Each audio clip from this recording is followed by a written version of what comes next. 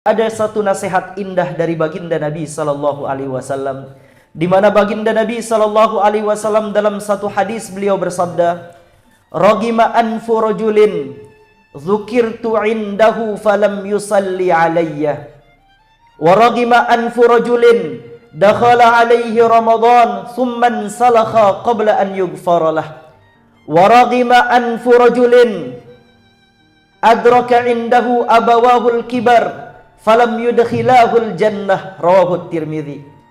Di mana baginda Nabi sallallahu alaihi wasallam memberikan nasihat berharga untuk kita tentang orang-orang yang rugi.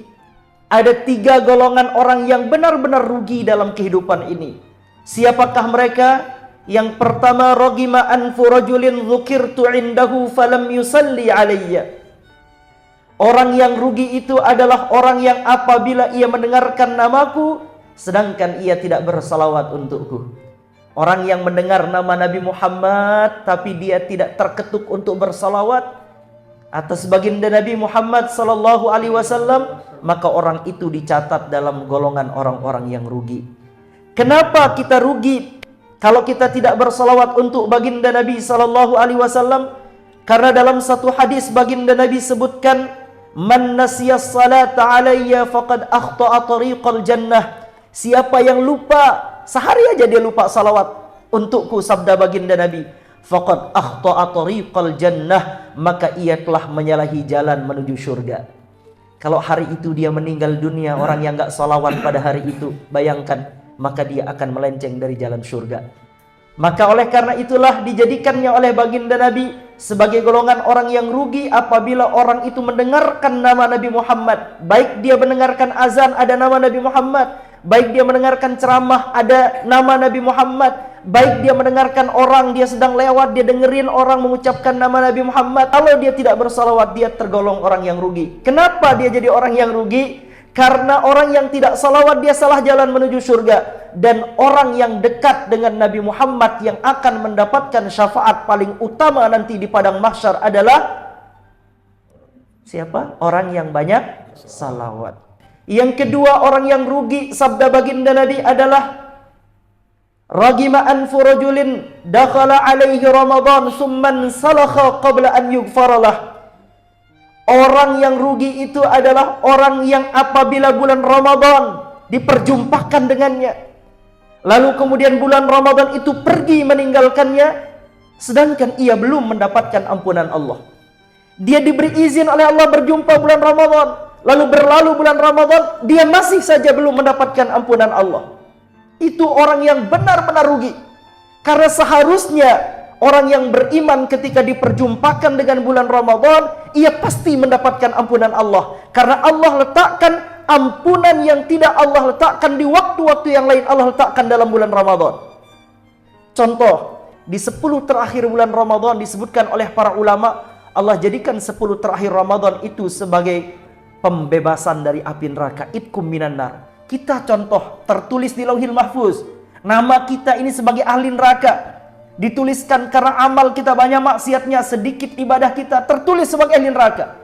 Tapi dengan keberkahan bulan Ramadan, Allah letakkan pembebasan dari api neraka di 10 terakhir bulan Ramadan. Siapa yang kemarin mujahadah di 10 terakhir Ramadan, dia iktikaf, dia baca Quran, dia hidupkan majelis-majelis ilmu, dia kemudian melaksanakan salat tahajud, dia melaksanakan salat tarawih, dia melaksanakan salat taubat, ia berburu Lailatul Qadar, bukan berburu Lailatul Bazar.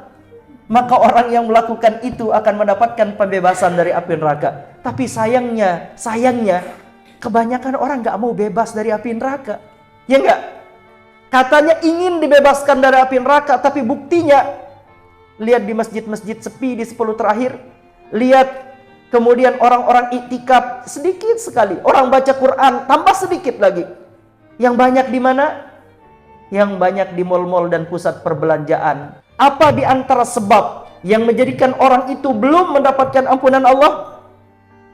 Di antaranya adalah orang itu termasuk golongan al-musyahin. Arti dari al-musyahin itu adalah orang yang masih menyimpan dendam dalam hatinya sehingga ia tidak berbicara dengan orang lain lebih dari 3 hari. Dia masih saja menyimpan dendam, dia masih aja benci orang, dia masih aja kesal sama orang, sehingga dia tidak bicara selama lebih dari 3 hari dengan orang lain. Maka orang itu keluar dari bulan Ramadan dalam keadaan tidak mendapatkan ampunan Allah, waliyazubillah. Maka momen bulan Syawal ini kalau ketemu, orangnya boleh benci kita, orangnya boleh zalim kepada kita, tapi kita tidak boleh benci kepada orang. Kita tidak boleh zalim kepada orang. Kezalimannya untuk dirinya, kebenciannya untuk dirinya, tapi kita tidak boleh kemudian membalas kebencian dengan kebencian, kezaliman dengan kezaliman. Maka kita di bulan Syawal ini ketemu orangnya, dia mau berpaling mukanya dari kita atau tidak, tetap ucapkan salam dan tetap berjabat tangan. Jadi kita halal bihalal, salaman, maafin ya kalau saya punya salah, begitu aja ya. Manfaatkan di bulan Syawal. Kemudian yang ketiga, orang yang rugi. Waragima anfu rajulin adraka indahu abawahul kibar falam yudkhilahul jannah. Orang yang rugi yang ketiga itu adalah orang yang diberikan oleh Allah Ta'ala orang tua yang masih hidup hingga dia tua, masih bisa bertemu orang tuanya, tapi justru dia tidak bisa masuk surga dengan hidupnya orang tuanya itu. Dia tidak berbakti kepada kedua orang tuanya. Orang yang dia diberi izin oleh Allah masih dihidupkan kedua orang tuanya, tapi itu tidak menjadi sebab dia bisa masuk ke dalam surga karena nggak bakti kepada kedua orang tuanya. Karena pada saat orang tua kita tua, dia akan menjadi seperti anak kecil. Perilakunya seperti anak kecil. Kadang-kadang membuat kesal hati anaknya. Kadang-kadang permintaannya seperti anak kecil. Itu juga adalah bentuk dari Allah memberi kita kesempatan untuk dapat mengetuk pintu surga. Oleh karena itulah baginda Nabi sebutkan, teramat rugi orang yang diberikan kedua orang tuanya berumur panjang, tapi tidak menjadi sebab ia masuk ke dalam surga karena kebaktiannya pada orang tua. Maka oleh karena itulah kalau punya orang tua lanjut, jangan serahkan ke panti jompo. Itu kerjaan orang barat. Orang barat itu kalau dia malas mengurusi orang tuanya, dibawa kemana?